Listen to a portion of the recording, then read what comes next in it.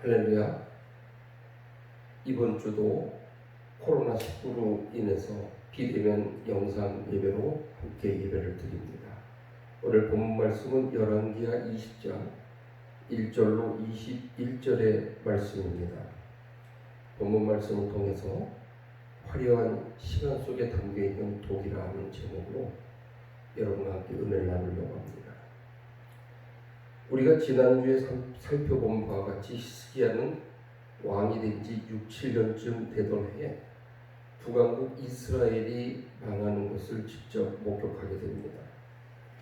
이것이 히스기야에게 큰 충격이 되었고, 히스기야는 남유다 왕국 안에 있는 모든 우상들을 다 폐하고 하나님의 성전을 회복하고 예배를 회복하는 일에 앞장서게 됩니다. 히스기야가 하나님 앞에 회개하고 우상을 제거한 후에 다시 6-7년쯤 지난 후 아수르가 예루살렘을 향해서 남유다를 쳐들어오게 됩니다.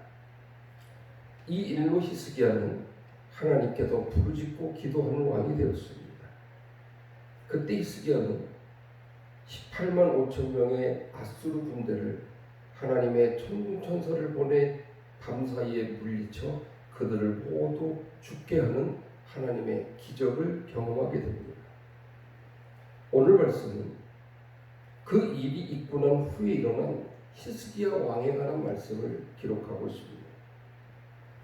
지난주에 우리가 살펴본 것은 히스기야 왕이 답답하고 암울했던 시절의 이야기라면, 오늘 본문의 말씀은 히스기야가 하나님의 놀라운 기적을 체험한 후에 능력 있는 왕으로 세상에 화려하게 등장하고 그런 시간 속에서 나타난 히스기야 왕의 이야기를 말씀하고 있습니다.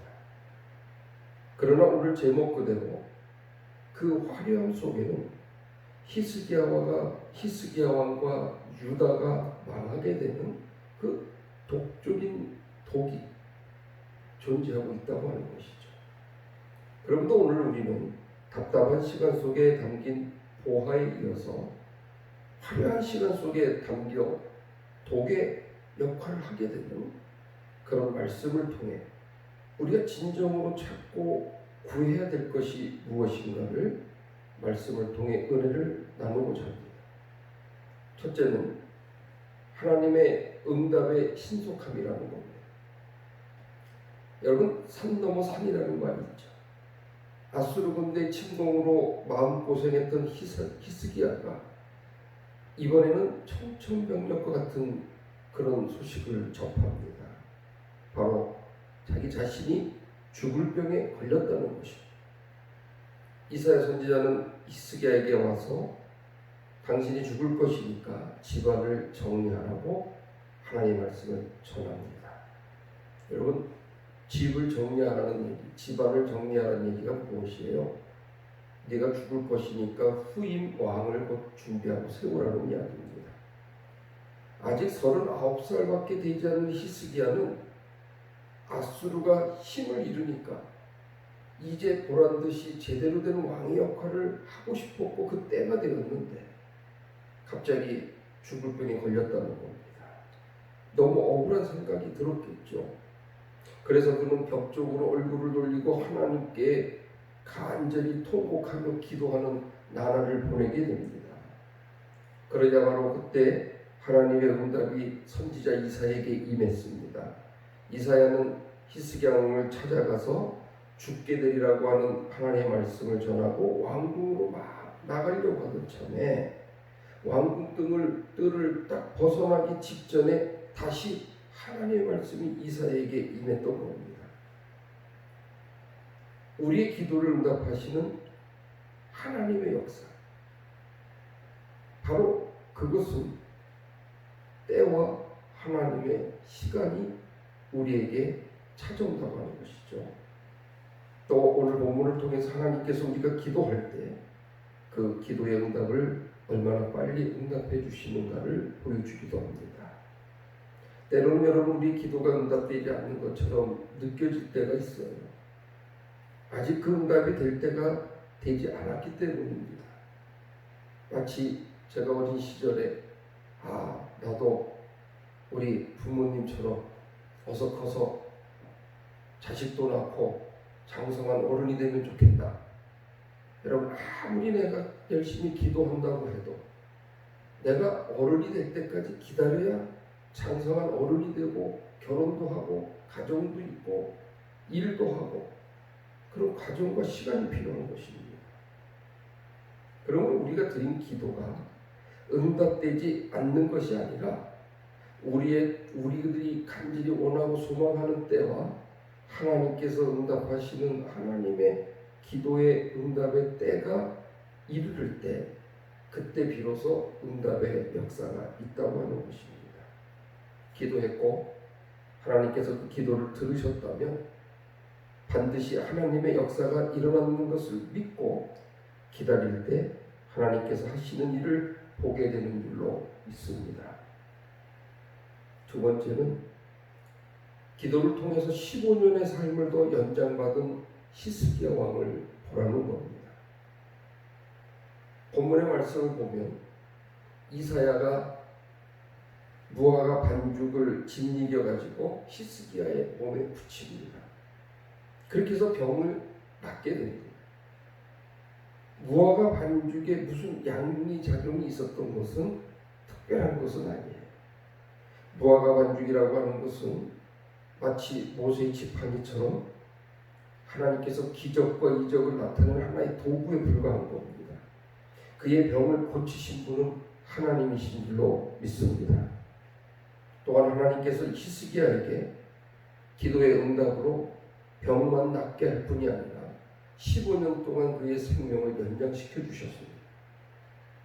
이사야는 그의 병이 완전히 고쳐졌다는 것을 증명할 표징을 보여달라고 했습니다.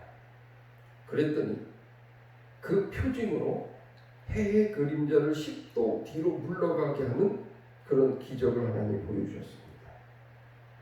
여러분, 물리학에서 해의 그림자가 뒤로 물러갔다고 하는 것은 지구의 공전이 뒤로 10도 돌아갔다는 것을 뜻하는 거예요. 이것은 마치 100km로 80km 달리던 버스가 갑자기 브레이크를 탁 밟으면 안에 타고 있던 사람들이 앞으로 쏠리면서 부딪히는 사고가 일어나게 되죠. 튕겨나가기도 하고, 우리 눈에는 그렇게 보이지 않지만 엄청난 속도로 돌고 있는 지구가 갑자기 멈추거나 뒤로 돌아버린다면 이 지구상에 있는 모든 자연의 생태 질서는 다 깨지고 모두 죽게 될 수 있다는 거예요. 이게 물리학에서 과학적으로 보는 겁니다. 하나님께서는 아무런 일도 일어나지 않은 채 오직 해의 그림자만 10도 뒤로 물러가는 증거를 보여주셨다고 하는 겁니다. 홍해를 갈라지게 하셨던 하나님, 요단강을 갈라지게 하셨던 하나님, 지구의 공전도 뒤로 돌게 하신 줄로 믿습니다. 오늘 본문 말씀을 통해서 이보다 더한 일도 하시는 하나님을 바라보라는 거예요. 천지를 창조하신 하나님은 이보다 더한 일도 얼마든지 하실 수 있는 능력의 하나님이신 줄로 믿습니다. 그러므로 내가 할 수 없다고 한숨만 쉬고 있지 말고 살아계신 하나님께 기도를 했다면 모든 염려를 주님께 맡기고 사무엘의 어머니 한나처럼 마음의 평안을 갖고 응답의 결과를 기다리는 그런 믿음의 백성이 되기를 주님의 이름으로 축복합니다. 세 번째는 이사야의 책망입니다. 그때 바벨론의 사절단이 히스기야 왕의 병문안을 옵니다. 히스기야는 그들을 반가이 맞이합니다. 그 당시 바벨론은 최강국이었어요. 자신을 찾아온 그들에게 왕궁 보물 찾고 있는 것들을 포함해서 무기고 있는 것들까지 다 그들에게 보여줍니다. 그러자 이사야는 히스기야에게 그가 보여준 모든 것을 앞으로 바벨론에게 다 뺏기게 될 것이라고 예언을 합니다. 그리고 히스기야 왕의 자손 중 일부가 포로가 돼서 바벨론 왕궁의 환관이 될 것이라는 하나님의 예언의 말씀 또한 증거합니다. 이것은 여러분 유다가 바벨론에게 망하게 될 것이라는 예언의 말씀이에요. 왕족이 환관이 되는 정도면 망해도 아주 쫄딱 망하는 것을 뜻합니다. 아주 비참하고 처참하게 망한다는 예언이죠. 그런데 히스기야는 자기가 사는 생애 동안에는 이런 일이 일어나지 않으니까 그러면 되었다고 두려워하지도 걱정도 하지 않습니다. 금방 아침 저녁이 바뀐다는 사자성어 조속 변개라는 말이 있죠. 아침 저녁이 바뀐다. 들어갈 때 나갈 때 마음이 달라진다. 오늘 히스기야는 죽을 병에 걸렸을 때 하나님께 매달리고 기도하던 모습은 온데간데 없이 사라져버렸어요. 자, 그러면 이런 모습 속에서 하나님께서 해의 일령표를 10도 뒤로 굴러가는 징표를 보여주신 그 이유가 무엇일까요? 병을 고쳐주신다는 것을 증명하는 징표로는 너무나도 큰 징표입니다. 이미 병이 나은 마당에 그 병을 고쳐주신다는 징표를 보여주신다는 것이 여러분 좀 이상하지 않습니까? 사실 이 징표는 병이 나은 것을 증명하는 징표가 아닙니다. 히스기야에게 하나님을 경험하게 하기 위한 징표였다는 거예요. 아수르의 18만 8천 명이 밤사이에 천사를 통해 죽게 하신 하나님께서 히스기야 개인의 질병의 치유를 위해 이런 엄청난 징표를 보여주심으로 하나님의 능력이 얼마나 놀라운 것인지를 확신 있게 보여주셨다는 거예요. 또한 하나님께서 히스기야를 통해서 기대하시는 바가 있었다는 거예요. 서두에 설명드렸듯이 다윗왕 이내로 이후로서 하나님께서 가장 기뻐하셨던 왕이 바로 히스기야 왕이 탄생했다는 거예요. 그런 다윗왕 시대에 하나님을 찬양했던 그런 왕조가 되기를 원하셨다는 것이죠. 히스기야가 다윗처럼 하나님을 사랑하며 섬기는 일을 계속하시기를 바랬다는 거예요.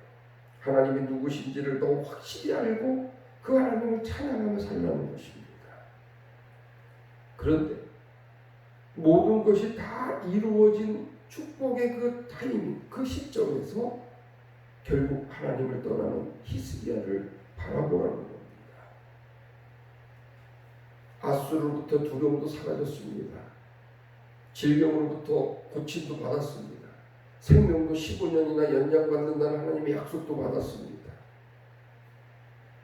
그러자 히스기야 왕으로부터 하나님을 의지했던 믿음이 서서히 사라지기 시작했다는 거예요. 마치 요아스 왕이 그의 생명의 은인인 대제사장 여호야다가 죽자 마음을 바꾸어서 우상을 숭배했던 것처럼 히스기야는 모든 아픔이 사라지고 평안의 때가 오니까 바벨론 사절단에게 마치 아수르 군사를 자기의 능력으로 죽인 것처럼 자기의 힘을 과시하고 자기의 재물을 뽐내면서 유다의 모든 것을 그들에게 보여주었던 것입니다. 그렇다면 네 번째로 왜 이것이 문제가 되느냐는 거예요. 당시 그 지역에서 가장 힘센 나라는 아수르였습니다. 바벨론도 아수르가 망하기 전까지는 아수르에다 조공을 바치던 그런 나라였습니다. 그런데 아수르가 예루살렘을 침공하는 과정에서 하나님께서 아수르의 최정예 군사 18만 5천 명을 다 죽였습니다. 이 일은 엄연히 하나님의 능력, 하나님의 축복, 하나님의 천사들에 의해서 이루어진 일이었습니다. 다만 바벨론 사람들은 히스기야가 죽였다고 생각을 하고 있었어요. 그러므로 바벨론에 있는 사절단들이 히스기야의 병문안을 이제 하기 위해서 왔지만 실상은 아수르 군사들을 죽인 히스기야에게 승전의 축하를 하기 위해 왔던 사절단이라는 거예요.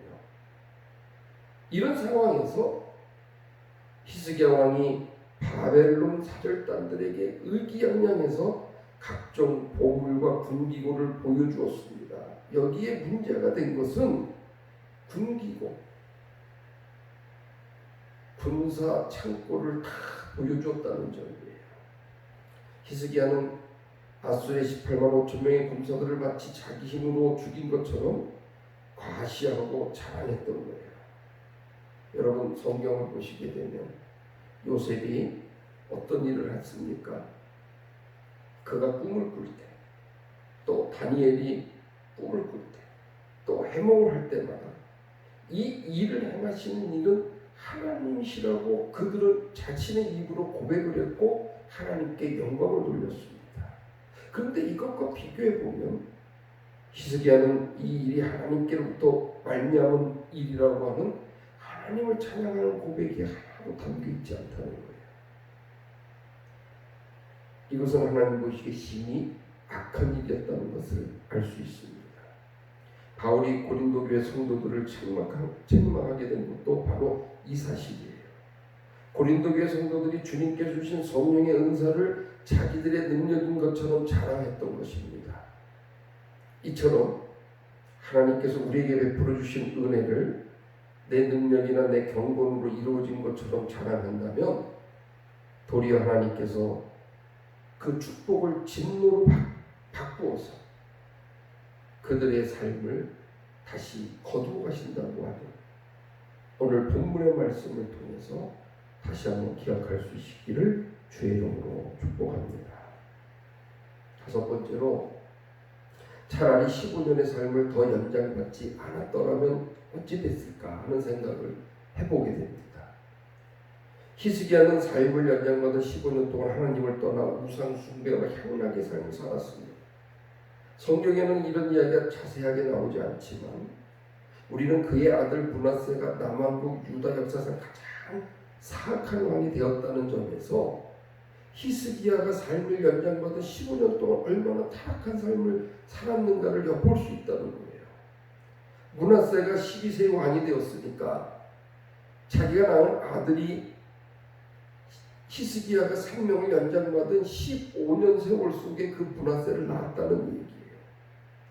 그럼 이때의 히스기야의 살아가는 모습을 보고 자랐습니다. 북왕국 이스라엘의 아합보다도 더 사악한 왕이 됐다는 거예요. 그러므로 사랑하는 교회 여러분, 부모의 신앙을 자식들에게 잘 유산으로 물려주시기를 주의 이름으로 축복합니다. 그러므로 믿음의 백성들은 하나님의 섭리를 다시 한번 깨달아야 됩니다. 답답하고 암울했던 그 시간 안에는 하나님의 보물이 숨겨져 있다는 거예요. 히스기야가 아수르 군사에게 위협을 받을 때 그의 삶에서 가장 신실하고 거룩한 삶을 발견할 수 있었다는 겁니다. 다윗이 사울에게 쫓길 때 아둘람 굴에서 주옥같이 아름다운 시편의 고백을 글로 작성했습니다. 유다 백성들이 바벨론의 포로가 되었을 때 그들이 그 포로 생활을 하면서 대부분의 구약의 말씀들을 편집하고 정리하는 일을 했다는 겁니다. 그러므로 답답하고 암울한 시간 속에 숨겨져 있는 그 보물이 여러분의 보물이 되고 그걸 발견할 수 있는 영적 눈을 뜨시기를 주의 이름으로 축복합니다.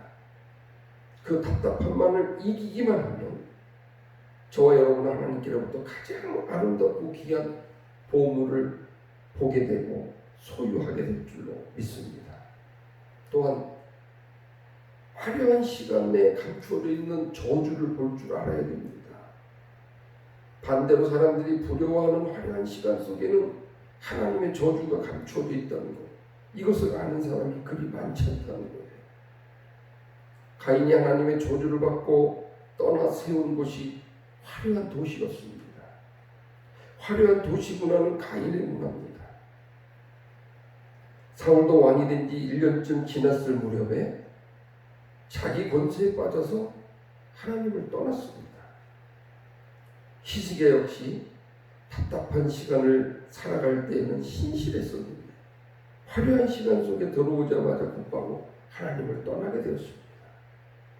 하나님께서 그의 나라를 멸망시킨다고 하시는데도 전혀 두려워하지 않을 정도로 마음이 완악하고 황폐해졌다는 거예요.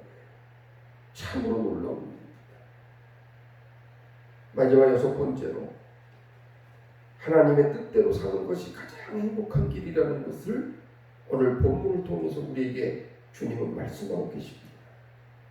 이사야 선지자가 장차 바벨론에게 망하리라는 하나님의 말씀을 전하자 히스기야는 기껏 한다는 것이 예루살렘이 적국으로부터 포위되었을 때도 안심하고 물을 먹을 수 있도록 땅을 팔아 그래서 수로를 건설하라고 성과 성 밖에 물길을 열으라고 이야기합니다. 지금도 예루살렘에 가면 히스기야 터널이라고 하는 수로를 가볼 수가 있습니다. 무려 580m나 되는 이 수로를 양쪽에서 타고 들어갔는데 불과 오차가 1.5m 오차밖에 발생하지 않았다고 해요. 그런 놀라운 실력과 기술을 가지고 있었던 이스라엘이었습니다. 그러나 그가 만든 수로도 바벨론의 침략을 막지를 못했습니다.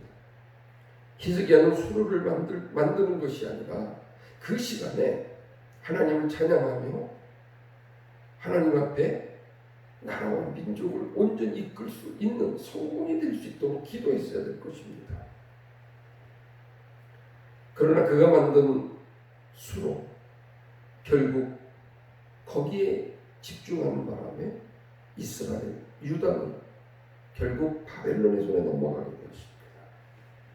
만일 아담이 자기가 선악과를 따먹었노라고 회개했다면, 만일 가인이 자기 동생을 죽였노라고 잘못했다고 하나님 앞에 회개했다면, 만일 사울왕이 자기가 교만했었다고 용서해달라고 기도했다면, 만일 히스기야가 이때 자기가 엉뚱한 생각을 품었노라고 간절히 회개하고 용서를 구했더라면 이스라엘의 전 세계 역사가 바뀌었을 것이라는 겁니다.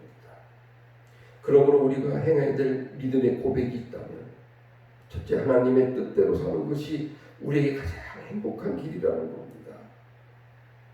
그리고 먼저 그의 나라와 그의 의를 구하라는 겁니다. 지금 나에게 있는 이 시련과 고통에서 벗어나려고만 하지 말고 이 시련 속에 담긴 하나님의 뜻이 이루어지기를 기도하며 구하시기를 축복합니다. 이를 위하여